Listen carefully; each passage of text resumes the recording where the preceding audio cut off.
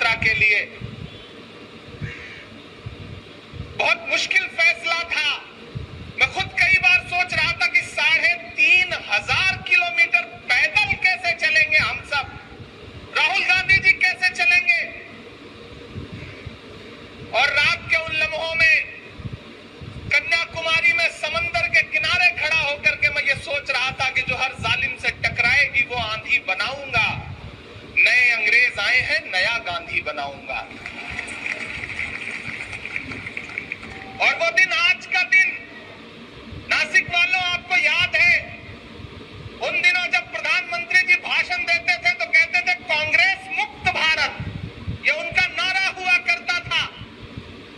लेकिन आज हालत ये हो गई है कि जब कांग्रेस के सांसद पार्लियामेंट में खड़े होकर के उनसे सवाल पूछना शुरू करते हैं कि आइए और अडानी पर जवाब दीजिए, आइए और मणिपुर पर जवाब दीजिए, तो पार्लियामेंट से भागते हैं, कतराते हैं। अभी परसों ही भाजपा के तमाम लोगों ने सोशल मीडिया पे प्रोपेगेंडा फैलाया आरटीआई लगा करके कि प्रधानमंत्री जी ने एक भी छुट्टी नहीं ली है। 9 सालों में प्रधानमंत्री जी ने एक भी छुट्टी नहीं ली। मुझसे मीडिया के एक साथी ने पूछा कि भाई आप क्या कहते हैं इस पर, तो मैंने कहा भाजपा वालों से पूछा जाना चाहिए कि छुट्टी की परिभाषा क्या है। अगर पार्लियामेंट का सेशन चल रहा है, 23 दिन के सेशन में प्रधानमंत्री जी 2 दिन आते हैं, तो बाकी 21 दिन छुट्टी ही तो हुई। मणिपुर में हमारी बहनों को, मणिपुर की बेटियों को बिना कपड़ों के हुजूम ने, भीड़ ने परेड करवाई, बलात्कार किए, और मणिपुर पर एक शब्द बोलने से कतराने वाले प्रधानमंत्री जी ने मणिपुर पर बोलने से परमानेंट छुट्टी ले रखी। चलते हुए संसद सत्र के बीच में जाकर के कर्नाटक में चुनाव प्रचार करें या किसी दूसरे राज्य में, मध्य प्रदेश में चुनाव प्रचार करें, तो ये छुट्टी ही तो हुई। आखिर छुट्टी की परिभाषा क्या है? महाराष्ट्र वालों, मेरा सौभाग्य है कि कांग्रेस पार्टी ने जब मुझे देश की सबसे बड़ी पंचायत में भेजने का निर्णय लिया तो मुझे किसी और राज्य से भेजती तो शायद मैं इतना खुद को गौरवशाली महसूस ना करता जितना महाराष्ट्र से भेजने पर खुद को गर्व और फख्र महसूस करता हूं कि एक ऐसे राज्य की नुमाइंदगी, एक ऐसे राज्य का नेतृत्व राज्यसभा में करने का मुझे अवसर दिया। मेरी पार्टी ने, कांग्रेस ने, कि मैं वहां खड़ा होकर के जब मुझे पुकारा जाता है, मेरा नाम पुकारा जाता है कि महाराष्ट्र से राज्यसभा के सांसद, तो मुझे उस वक्त एक अजीब सा गर्व महसूस होता है। ये एक ऐसा कर्ज है, और मैं आज इस मंच पर खड़ा होकर के धन्यवाद अदा करना चाहता हूं बाला साहब थोराट जी का कि आपने उस चुनाव में एक गार्जियन की तरह, जिस तरह से मेरा पूरा चुनाव, मुझे ऐसा लगा ही नहीं कि वो चुनाव मैं लड़ रहा हूं, आप लड़े उस चुनाव को, महाराष्ट्र प्रदेश कांग्रेस कमेटी ने लड़ा उस चुनाव को, तो आपका विशेष आभार व्यक्त करता हूं। चरागों के सफर में दबदबा हो आंधियों का, तो फिर अंजाम जुल्मत के सिवा कुछ भी नहीं होगा। ये दुनिया नफरतों के आखिरी स्टेज पर है, इलाज इसका मोहब्बत के सिवा कुछ भी नहीं होगा।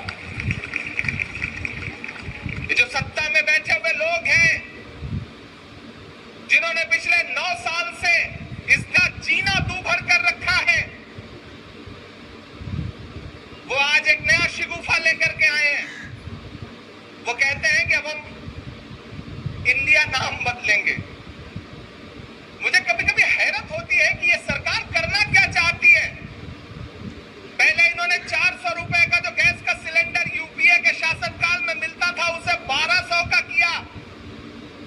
फिर 10 दिन पहले बोला 200 रुपए सब्सिडी देंगे। अब पहले आपकी जेब से 800 रुपए लूट लें और उसके बाद आपको 200 देकर के कहें कि बहुत खुश रहो। वो पेट्रोल डीजल जो 58 रुपए का 60 रुपए लीटर मिलता था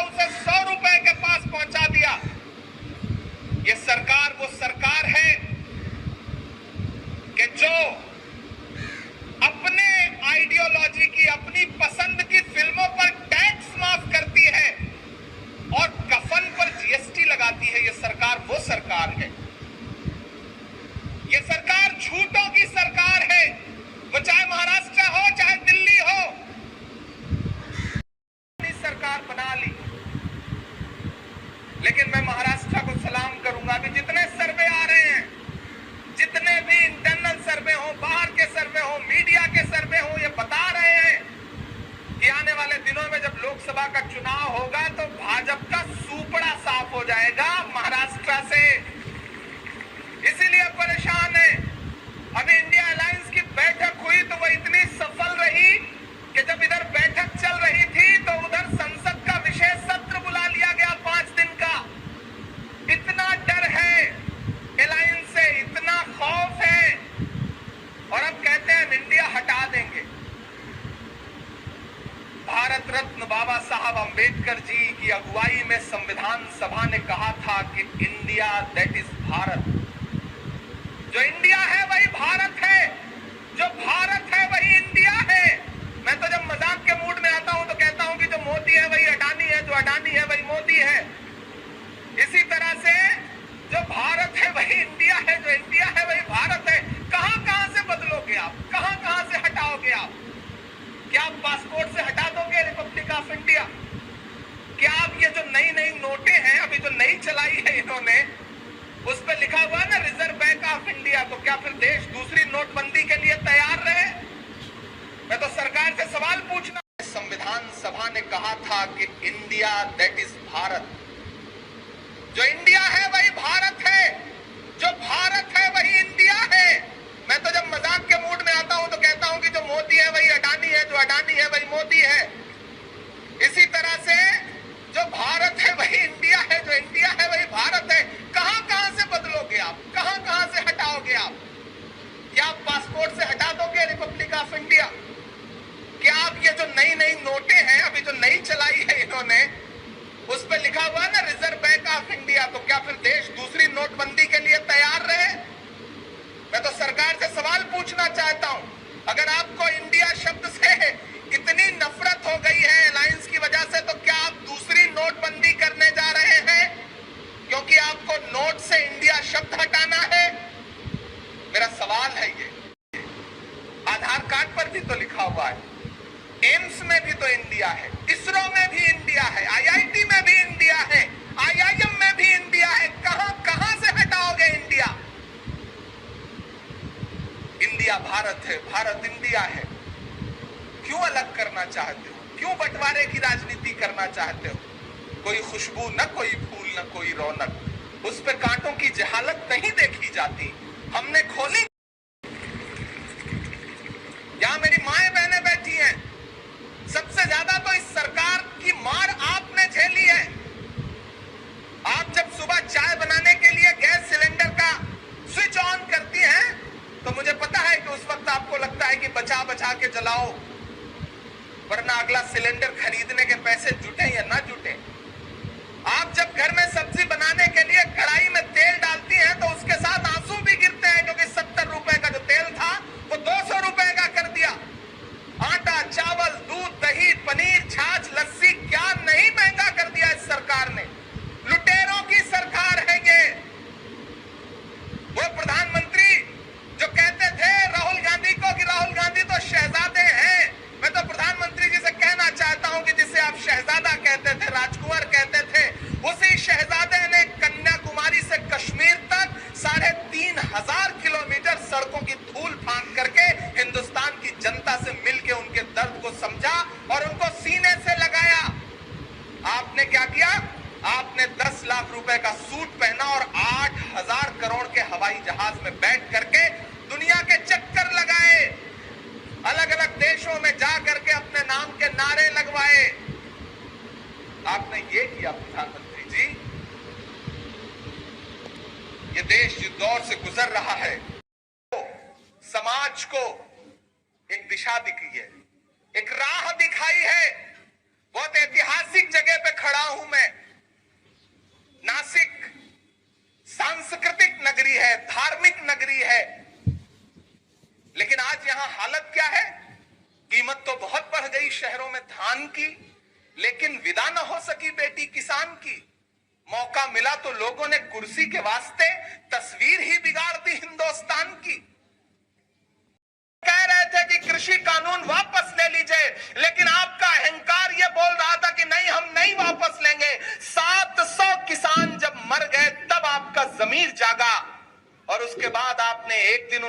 से संवाद करके वो कृषि कानून वापस लिया। 700 किसानों की मौत के बाद तुझको कितनों का लहू चाहिए अर्ज़े वतन, कितनी आहों से कलेजा तेरा ठंडा होगा। ये जो भाजपा के नेता हैं जो सरकार में बैठे हो, चाहे यहां चाहे दिल्ली में, इन्हें सिर्फ झूठ बोलना आता है और कुछ नहीं। वो एक भाजपा के नेता एक गांव में पहुंचे, लोगों को इकट्ठा किया, बोले बताओ तुम्हारी क्या समस्या है, हम दूर करेंगे। तो गांव के सीधे साधे लोग, उन्होंने कहा हमारी 2 समस्या है। तो नेताजी ने, भाजपा के नेताजी ने कहा बताओ क्या समस्या है। बोले हमारी पहली समस्या यह है कि यहां पे कोई भी अस्पताल नहीं है, डॉक्टर नहीं है। नेताजी ने तुरंत अपना मोबाइल निकाला, पता नहीं कहां नंबर डायल किया और उसके बाद इधर उधर कुछ बात करके बोले लो मैंने तुम्हारी पहली समस्या हल कर दी, अब दूसरी बताओ। तो गांव वालों ने कहा कि नेताजी दूसरी समस्या यह है कि इस गांव में मोबाइल का कोई नेटवर्क ही नहीं है। इस तरह से ये सरकार चल रही है, इस तरह से काम कर रही है ये सरकार। इनके पास सिर्फ आधार क्या है, हिंदू को मुसलमान से लड़ा दो, सिख को ईसाई से लड़ा दो, दलितों को लड़ा दो, और अगर कोई शांति से आपसे अपना अधिकार मांगना चाहे तो चाहे वो जंतर मंतर पर बैठी हुई पहलवान बेटियां हो